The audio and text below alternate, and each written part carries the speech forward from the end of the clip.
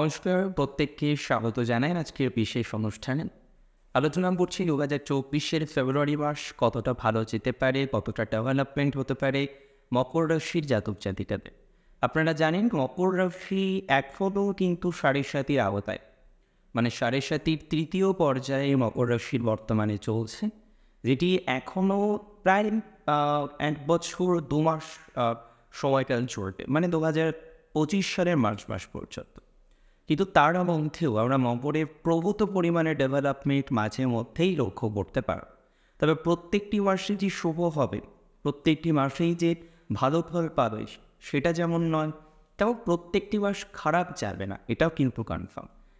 ফেব্রুয়ারি মাস কেমন যেতে পারে চলো সেটি নিয়ে আমরা আলোচনা করি। এবং সবার প্রথমে আমরা নজর রাখার চেষ্টা করি আপনাদের হেলথে।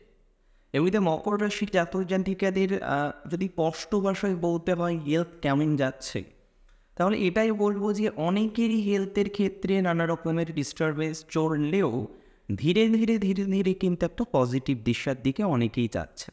কারণ অনেকেই খেয়াল করলেন যেভাবে আপনার হেলথ প্রবলেমটা 2023-এ ভোগালো, শেষের দিকে ভোগালো, জানুয়ারিতে ভোগালো, এবং জানুয়ারিতে কিন্তু বিশেষ গভীরেছে তা না। কারণ অনেকের ক্ষেত্রে আমরা হেলথের ক্ষেত্রে ডেভেলপমেন্ট ইত্যাদি ইত্যাদি বিষয় দেখেছি। তবে অনেকের ক্ষেত্রেই আমরা প্রভূত পরিমাণে ডেভেলপমেন্ট এখনও লক্ষ্য করতে পারিনি। 2024-এর ফেব্রুয়ারি মাসেও কিন্তু হেলথের ক্ষেত্রে ইমপ্রুভমেন্ট থাকবে। তবে এই বিষয়টা কিন্তু শারীরিক, মানে স্বাস্থ্যের দুটো অংশ বা দুটো পার্ট যদি আমরা ডিভিশন করি, তাহলে ফিজিক্যাল ওয়ার্ক নিয়ে আমরা আলোচনা করছি। এবং ফিজিক্যাল হেলথের ক্ষেত্রে স্বাস্থ্য শরীর সংক্রান্ত বিষয়ের ক্ষেত্রে ইমপ্রুভ করবে, এই বিষয়ে কোনো রকম দ্বিধা দ্বন্দ্ব নেই। তবে যাদের মানসিক জায়গাটা নিয়ে নানা রকমের ডিটোরিয়েশন রয়েছে, যে কারণে হয়তো আপনাকে বিগত দিনে একটা সাইকোলজিস্টের সাথে কথা বলতে হয়েছে, বা কয়েকটা কাউন্সিলিং নিতে হচ্ছে, বা ইভেন আপনি একটা কাউন্সিলিং এর প্রসেসের মধ্যে দিয়ে যাচ্ছেন, বাট অলদো আপনি একটা মেন্টাল স্ট্রেস নিচ্ছেন, বারবারই খেয়াল করছেন যে কোথাও যেন গিয়ে একটা মেন্টাল স্ট্রেস আপনার ক্রমাগতভাবে চলে আসছে। এই ধরনের প্রশ্ন যাদের প্রভূত পরিমাণে রয়েছে যে মানসিক স্বাস্থ্য আদতেও কি ঠিক হবে, বা যদি ঠিক হয় সেটা কবে নাগাদ হতে পারে, কবে গিয়ে আপনার মেন্টাল হেলথের একটা স্টেবিলিটি আসতে পারে, আমি প্রথমেই বলবো 12 তারিখের আগে কোনোভাবেই নয়। 12 ফেব্রুয়ারি 2024-এর পরে আমরা দেখব মানসিক স্তরের যে স্বাস্থ্য সেটা কিছুটা কিছুটা করে ধনাত্মক দিকে যাবে, এবং এটা ক্রমশ কিন্তু বৃদ্ধিপ্রাপ্ত হবে। দেখুন, পঞ্চমপতির আদর্শে অবস্থান বা দ্বাদশ ভাবি প্ল্যানেটগুলোর কম্বিনেশনের ক্ষেত্রে আমরা ততটাও ধনাত্মকতা কিন্তু পাই না। প্রথমত রাশির অধিপতি দ্বিতীয় আছেন, কিন্তু চন্দ্র সাপেক্ষে শনি সে দ্বিতীয়স্থ। এবং দ্বিতীয় বিষয়, পঞ্চম ঘরের অধিপতির পজিশনাল স্ট্রেংথ খুব ভালো নয়। সেই যখনই রাশিতে প্রবেশ করবে এটি কিন্তু একটা শুভ সমন্বয় হিসেবে পরিগণিত হয়। অর্থাৎ মেন্টাল কন্ডিশন, মেন্টাল স্বাস্থ্য, মানসিক চিন্তা, অ্যাংজাইটি ডিসঅর্ডার, বিভিন্ন ধরনের যে মানসিক চাপগুলো বিভিন্ন রকম ইভেন্টকে কেন্দ্র করে আছে। কারোর ক্ষেত্রে মেন্টাল প্রেশার মূলত আপনার পারিবারিক জীবনকে কেন্দ্র করেন, কেউ মেন্টাল প্রেশারে আছেন রিলেশনশিপ। এবং মকরের বিগত দিনগুলিতে আমরা দেখলাম রিলেশনশিপগত নানা রকমের প্রবলেম, আজকে এটা কালকে সেটা, নানা রকমের আপনি উপাচার করছেন, কিন্তু কোথাও যেন গিয়ে আপনার প্রকৃত প্রবলেমটাকে আপনি ডিটারমাইনও করতে পারছেন না, সেটাকে যে সলিউশনের দিকে নিয়ে যাবেন সেখানেও কিন্তু আপনি একটা সমস্যা, জটিলতা এগুলো কিন্তু ফেস করছেন। আমি বলে রাখি মকর রাশির ক্ষেত্রে খুব স্ট্রংলি বলি, সেটি হলো 12 তারিখের পর এই জায়গাটা পজিটিভ হবে। এবং একই সাথে যাদের সম্পর্কজনিত সমস্যার কারণে আজকে নানা রকমের প্রবলেম, আজকে এই প্রবলেম কালকে সেই প্রবলেম, এবং মূলত সমস্যাটা আপনার সম্পর্ককে নিয়ে। কারণ সম্পর্ক নিয়ে আপনি বারবার দ্বিধাদ্বন্দ্বের মধ্যে পড়ছেন। মাঝে মাঝে সম্পর্কটার মতো ভালো সম্পর্ক হয় না, সেটা হয়তো 100-র মধ্যে 30% টাইম, বাকি 70% টাইম আপনি কি ফেস করছেন যে নানা রকমের ডিস্টারবেন্স বারংবার আপনার স্বাস্থ্য সংক্রান্ত বিষয়ে আসছে। এবং এ বিষয়ে কোনো রকমের সন্দেহ নেই যে হ্যাঁ, প্রকৃত অর্থেই স্বাস্থ্য সংক্রান্ত নানান জটিলতা, স্বাস্থ্য সংক্রান্ত নানান সমস্যা এগুলো কিন্তু আপনাদের রয়েছে। আমি পরিষ্কার করে একটা বিষয় আপনাদের জানিয়ে দিতে চাই, এই সম্পর্ক নিয়ে যে জটিলতা, একটা দুরবস্থার জায়গা বারবার তৈরি হচ্ছে, মাঝে মাঝেই আপনি দেখছেন যতটা ভালো থাকেন তার থেকে বেশি খারাপ থাকছেন, এই জায়গাগুলো দেখুন পুরোটা রিকভারি তো সম্ভব নয়, বা সেটা শুধুমাত্র ট্রানজিট চার্ট দেখে বলাও সম্ভব নয়। তবে অন্ততপক্ষে কিছুটা হলেও অন্তরায় কাটবে 12 তারিখের পর, এই প্রেডিকশনটা কিন্তু আমি রাখতে পারি। এবং একই সাথে আমি এটাও রাখতে পারি যাদের এখন একটু বিচ্ছেদ পর্ব চলছে, হয়তো দূরত্ব বৃদ্ধিপ্রাপ্ত হয়েছে, দেখুন 18ই জানুয়ারির পরে আমাদের এক্সপেকটেশন ছিল হয় খুব ভালো দিকে যাবে, নয় একটু লো দিকে যাবে। তো অনেকেরই ভালো দিকে যাচ্ছে, আবার অনেকের একদম লো দিকে চলে যাচ্ছে, অ্যাজ এ রেজাল্ট ব্রেকআপ ইত্যাদি ইত্যাদি ম্যাটারের কম্বিনেশনও হচ্ছে। তবে এটুখানি মকর রাশি জাতক জাতিকাদের আমি বলতে পারি যে 12ই ফেব্রুয়ারির পর থেকে ধনাত্মকতা regarding relationships, and not only relationships with your girlfriend or with your boyfriend, but also any kind of relationship যেখানে বন্ধুত্ব কথাটা অ্যাপ্লিকেবল করা যায় এই ধরনের সম্পর্কের ক্ষেত্রে যাদের সমস্যা জটিলতার জায়গা রয়েছে, পূর্ণাঙ্গ রেকটিফাই না হলেও একটা সমস্যা থেকে বেরিয়ে আসার মতো অবকাশের জায়গা, একটু হলেও পজিটিভ একটা জায়গা, সেটি কিন্তু বৃদ্ধিপ্রাপ্ত হয়। এবং আমার মনে হয় যারা লাভ ম্যারেজে বিশ্বাসী, লাভ ম্যারেজ করতে চাইছেন, আপনার একটা দীর্ঘদিনের সম্পর্ক, সেটা 5 বছরের, 10 বছরের, 15 বছরের। আমি গতকাল একটি মেয়ের সাথে কথা বলছিলাম, বেশ দীর্ঘদিনেরই সম্পর্ক, এটা যদিও বয়সটা কম, 2000-এ জন্ম, 2000 সালেই জন্ম, 23+24 হবে জাস্ট জানুয়ারি কি ফেব্রুয়ারিতে। তো জাতিঙ্গার একটা দীর্ঘমেয়াদী রিলেশনশিপ, সেটা প্রায় 7-8 বছর। যাই হোক, তো সেই সম্পর্ক থেকে সে খুব ইচ্ছুক যাতে বিবাহের দিকে এগোনো যায়, কিন্তু হঠাৎ করেই সে যখন কথাবার্তা এগোতে চাইছে, একটা যতবারই এগোতে চাইছে, এর আগেও সে 2-3 বার চেষ্টা করেছিল, 18 বার পর থেকেই সে চেষ্টা করেন অ্যাকচুয়ালি, কিন্তু কোথাও জানেন যে একটা বাধা চলে আসে, আইদার তার বাড়ির থেকে প্রবলেম অথবা তার বয়ফ্রেন্ডের ক্ষেত্রে প্রবলেম, মানে কোথাও যেন গিয়ে একটা সামঞ্জস্যতার জায়গা আসছে না। এবং এইরকম প্রবলেম নিয়ে শুধু সে নয়, আমি জানি অনেক মকর রাশি জাতক জাতিকারাই বলছেন।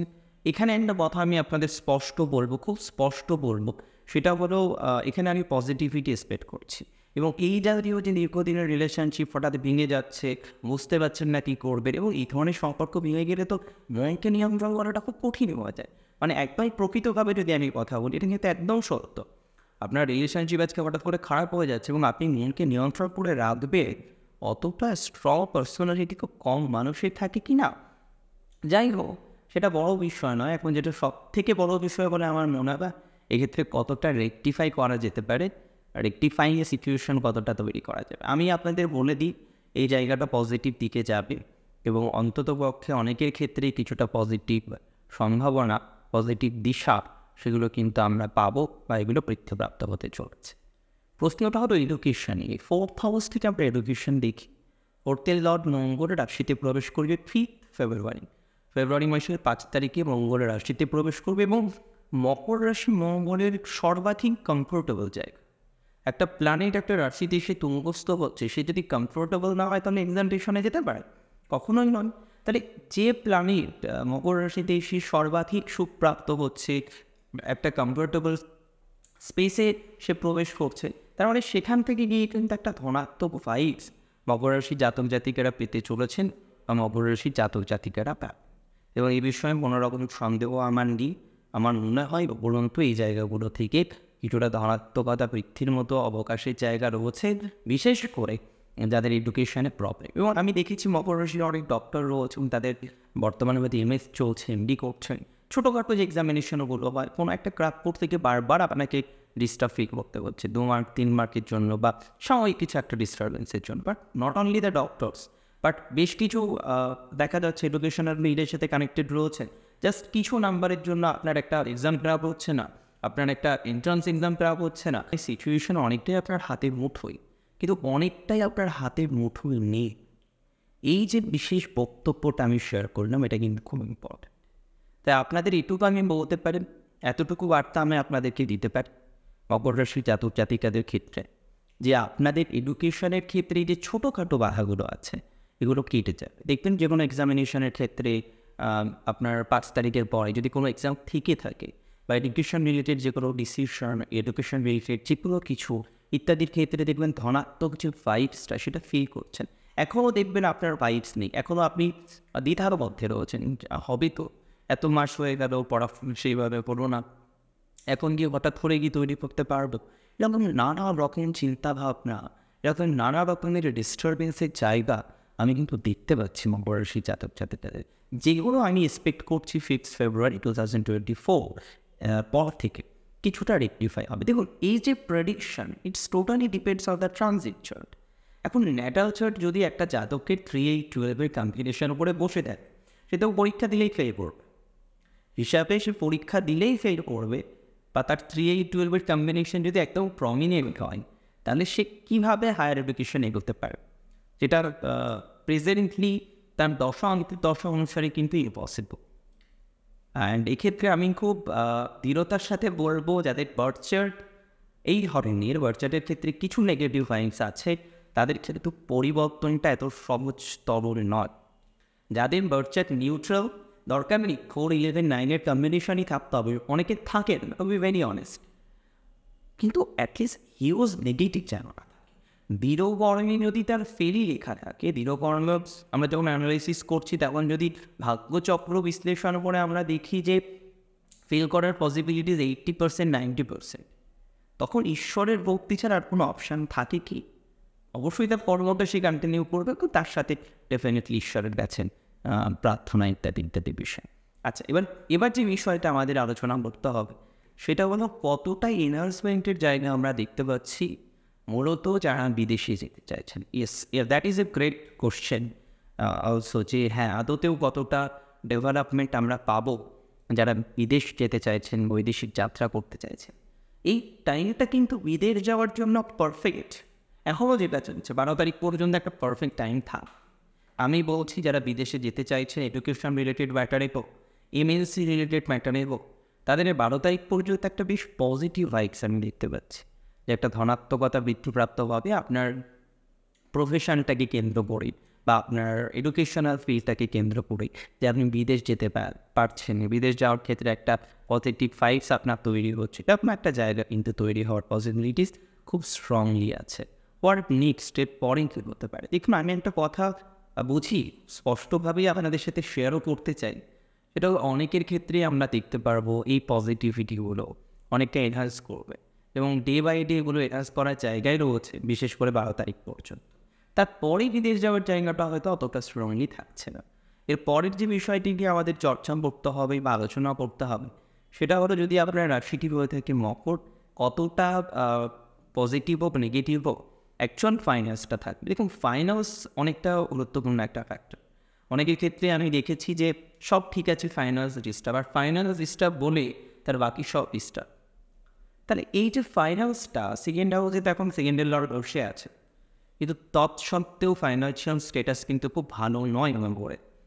অনেকের ক্ষেত্রে আমি দেখছি যে যত আয় হচ্ছে তার থেকে বেশি ব্যয় হচ্ছে, মানে যত আয় ততোধিক ব্যয় হচ্ছে মকর রাশি জাতক জাতিকাদের, এবং এই জায়গাটা কিন্তু খুব গুরুত্বপূর্ণ।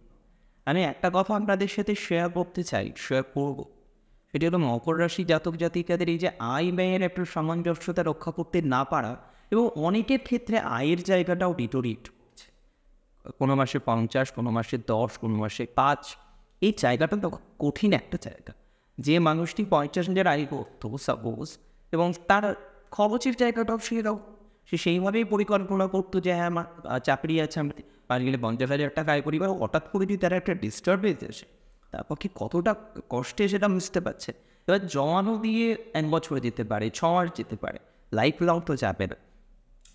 আমি প্রফেশনে একটু ডিটেলস আলোচনা করছি। এবার দেখুন, 10th হাউসের লর্ড মকর রাশির ক্ষেত্রে যে প্ল্যানেটটি, সেটি ভিনাস, এবং ভিনাস রাশিতে প্রবেশ করবে 12 তারিখের পর।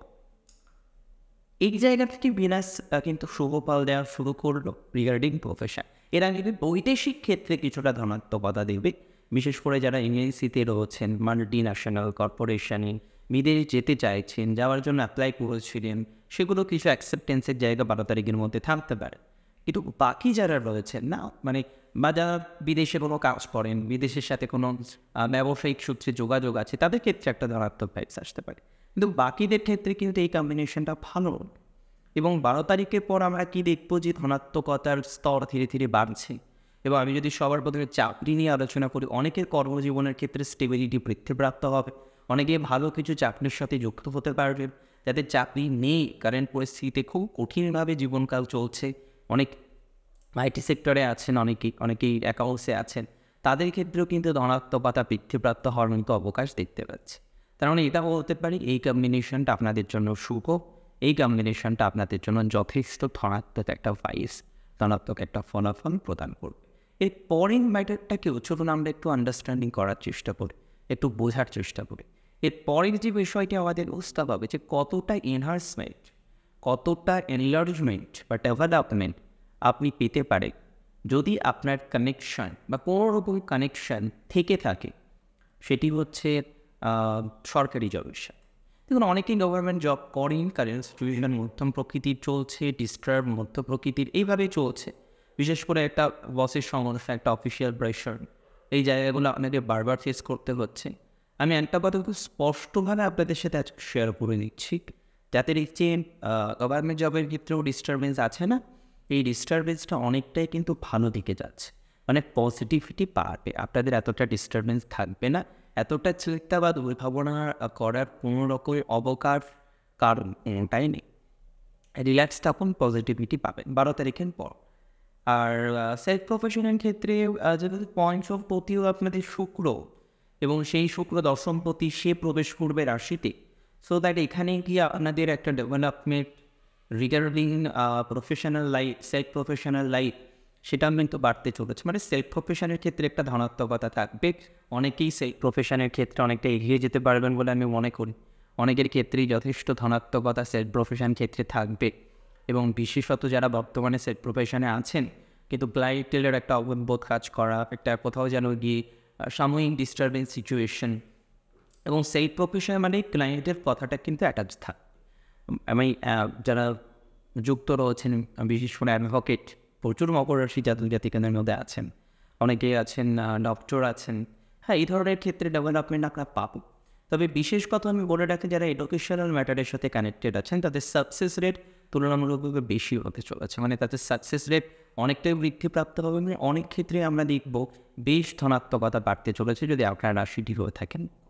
অ্যান্ড এর পরের যে ম্যাটারটা আমার মনে হয় এটা জানতে হবে, এটাকে বুঝতেই হবে, সেটি হলো কতটা এনহান্সমেন্ট আমরা পেতে পারি ব্যবসার ক্ষেত্রে। দেখুন, ব্যবসার ক্ষেত্রে যারা যুক্ত রয়েছেন কাঁচা সবজি, ফল ইত্যাদির সাথে, তাদের ধনাত্মকতা আছে।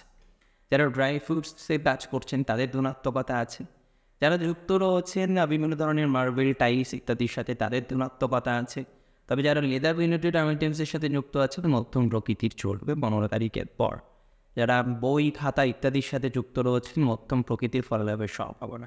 টেলিকম রিলেটেড অনেক বিজনেসে আছেন, তাদের ক্ষেত্রে উচ্চ মধ্যম চলবে। গভর্নমেন্ট কন্ট্রাক্টর আছেন মকরের প্রচুর পরিমাণ, তাদের ক্ষেত্রে সুপারভাবে গ্রোথ বৃদ্ধিপ্রাপ্ত দেখছে। মানে বিজনেস খুব নেগেটিভ আমি বলবো না, উপরগত বিজনেস ভালো হওয়া সেটাই আমার এক্সপেকটেশন।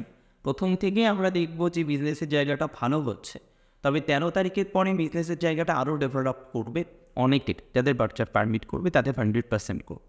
আচ্ছা, এর পরের বিষয়টা হচ্ছে সাংসারিক জীবন, এবং মকরের এই কোশ্চেনটা খুব কঠিন। সাংসারিক জীবনের ক্ষেত্রে মকরের বর্তমানে যা কন্ডিশন চলছে না, ঠিক আছে, চালিয়ে নেওয়া যাবে, চালিয়ে নিতে হয়, চালিয়ে নিচ্ছি, এই বিষয়গুলো বারবার আসছে। আমার মনে হয় মকর রাশি জাতক জাতিকাদের ক্ষেত্রে এই জায়গাগুলো নিয়ে একটু ডিস্টারবেন্স, মানসিক স্ট্রেস এগুলো আসার সম্ভাবনা প্রবল পরিমাণে রয়েছে। তবে 13 তারিখের পর থেকে কিছুটা রিলিফ পাওয়ার মতো অবকাশ দেখতে পাচ্ছি। আর সন্তান বিষয় নিয়ে আজকে বিশেষ কথা বলবো না, জাস্ট এটুখানি বলি, সন্তান নিয়ে যাদের চিন্তাটা রয়েছে তাদের 12 তারিখের পর থেকেই শুরু। আজকের অনুষ্ঠান এখানেই শেষ করছি। বোনাস রাশি ফলে আরও বেশ কিছু বিষয় কভার করার চেষ্টা করব। অনেক ভালো থাকবেন আপনারা প্রত্যেকে। আজকে এখানেই শেষ করছি। জয় শ্রী গণেশ।